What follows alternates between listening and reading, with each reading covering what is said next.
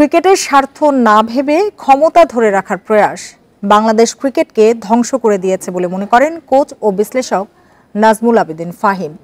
বিসিবিতে নীতি নির্ধারণী পর্যায়ে বড় পরিবর্তন জরুরি বলে বিশ্বাস তার। প্রয়োজনে ক্রিকেটের উন্নতিতে নিজেকে উজাড় করে দিতে চান দেশসেরা এই কোচ। প্রিয় নম্বর সেট করে বিকাশে সেন্ড মানি করুন ফ্রি।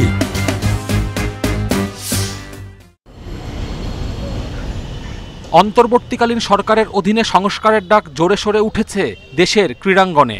সবচেয়ে বেশি দাবি বাংলাদেশ ক্রিকেট বোর্ড পরিবর্তনে। থমথমে বিসিবি, নেই কোনো শীর্ষ পরিচালক। বিসিবি সংস্কারে এই পরিচালক প্যানেলে আনতে হবে ব্যাপক রদবদল। সেই দায়িত্বে অবদান রাখতে চান নাজমুল আবেদিনও, জানাতে চান রূপরেখা।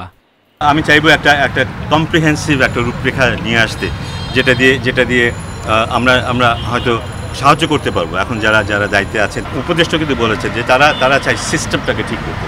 সিস্টেম যেই ভালোভাবে চালাতে পারবে সেই যোগ্যতা রাখে ক্রিকেট বোর্ডে আসে। দুর্নীতি, ব্যক্তিগত লাভের আশায় ক্রিকেটের স্বার্থ বিসর্জন দিয়েছেন বিসিবি কর্তারা। পুনরায় তাদের ওপর আস্থা রাখার বিপক্ষে ফাহিম।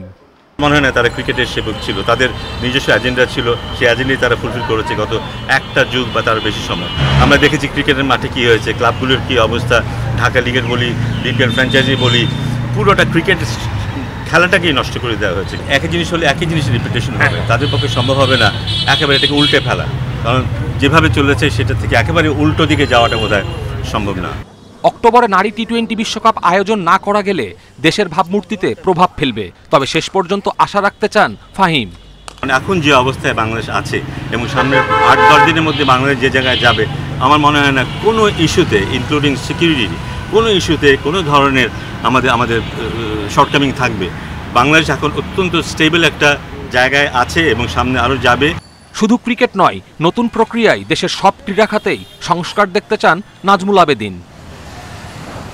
কপিল পাল, ইন্ডিপেন্ডেন্ট নিউজ।